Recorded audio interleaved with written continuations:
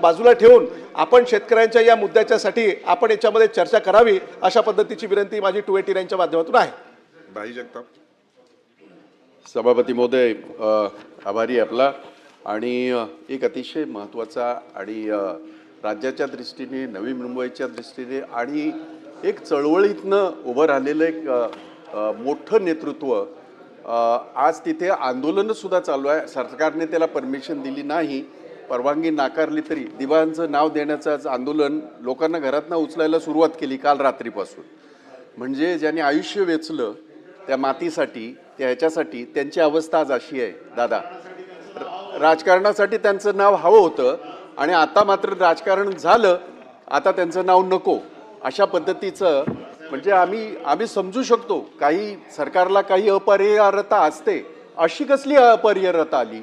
आणि म्हणून नवी मुंबईचं एअरपोर्ट आम्ही फार दिमाखामध्ये त्याचं उद्घाटन केलं आणि आता ह्या 4-5 महिन्यापूर्वी जवळजवळ 19,000 कोटी खर्च करून नवी मुंबईचं वाजत गाजत स्पेशल विमान आलं देशाच्या पंतप्रधानांचं आणि हात हलवत अगदी ते त्या नवी मुंबईच्या एअरपोर्टमधून बाहेर आले.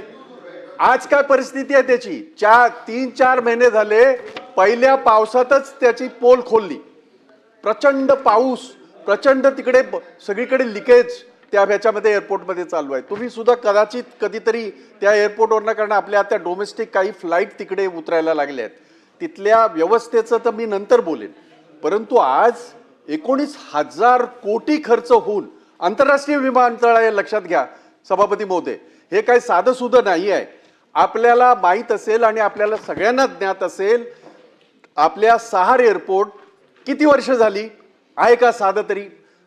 जगभरामधल्या one of the best airport आपल्या देशाचं नाव घेतलं जातं. नवी मुंबईचं एअरपोर्ट आंतरराष्ट्रीय, त्याच्या पुढचं असलं पाहिजे. 2 पावलं पुढची 2 पावलं तर सोडूनच द्या.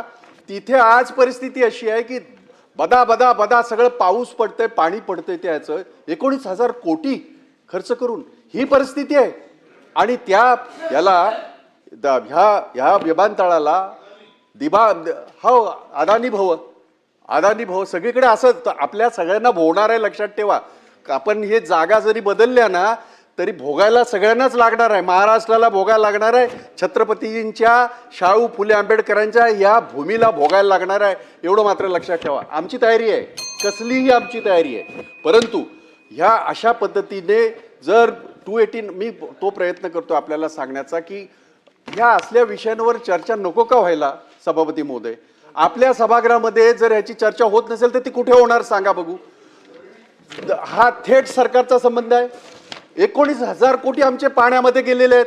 आज जी परिस्थिती, कुठच्या तोंडाने कुठच्या नाकाने तुम्ही जगामध्ये वावरतायत गेले. काल आम्ही बघितलं देशाचे पंतप्रधान 3 देशांच्या दौऱ्यावर गेले. तुम्ही ज्या देशांच्या ह्याच्यावर जाता, आपल्या देशामध्ये या आंतरराष्ट्रीय विमानतळावर उतरणारा माणूस काय बोलणार आहे, कशा पद्धतीने तो भारताचा हे करणार आहे?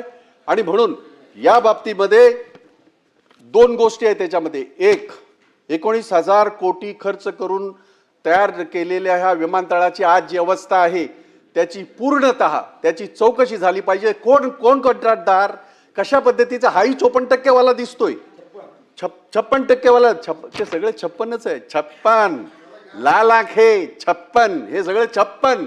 आता हे 56% खाणारे आज हे सगळं बाहेर निघतंय. त्यांचं सगळं पितळ उघड पडलेलं आहे.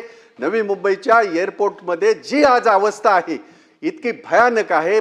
पावसाळा आहे आणि आपल्या राज्यातल्या डोमेस्टिक एअरपोर्ट तिथे काही विमानं उतरतात, येण्या जाण्याची तर सोयीचं विचारूच नका. पण तरी सुद्धा माझं 2च मिनिटं घेतो सभापती महोदय. निदान असल्या विषयामध्ये तरी संवेदना सगळ्यांनी दाखवायला हव्यात असे माझं स्वतःचं मत आहे.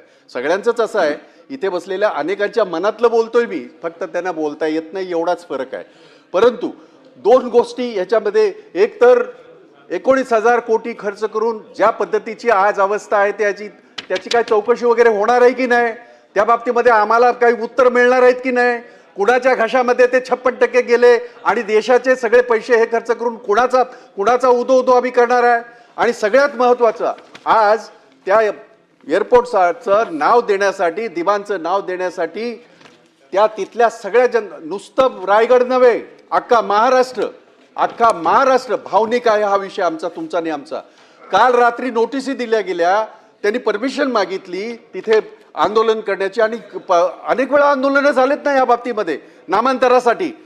त्या सगळ्या नेत्यांना घरातनं उचललं काल रात्री 1 वाजता 2 वाजता, आणि आज तिथे अशी परिस्थिती. आणि खासदार आहेत, त्याचं नेतृत्व खासदार करतात आहेत, बाळामामा त्याचं नेतृत्व करतात आहेत, तिथे खासदार नेतृत्व करतात, म्हणजे असंही नाही.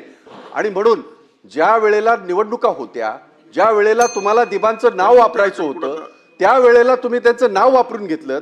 निवडणुका तुमच्या निघाल्या, आता दिबा तुम्हाला नकोत. आणि म्हणून या बाबतीमध्ये सरकारचा थेट संबंध या सगळ्या गोष्टींशी आहे.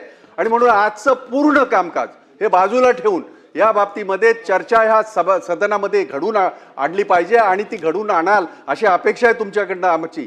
कारण हा प्रश्न फक्त कुठल्याही विशिष्ट याच्याशी संबंधित नाही, पक्षाशी संबंधित नाही, बाकी कसल्याशी संबंधित नाही. ह्या महाराष्ट्रातल्या ज्यांनी चळवळीमध्ये हे करून चळवळी उभी करून लोकांचे प्रश्न सोडवल्या अशा व्यक्तीच्या नामांतराच्या बाबतीमध्ये आहे. म्हणून याची या सदनामध्ये चर्चा व्हावी, आणि त्यासाठी सगळं कामकाज बाजूला ठेवून आपण ही चर्चा घडून आणावी.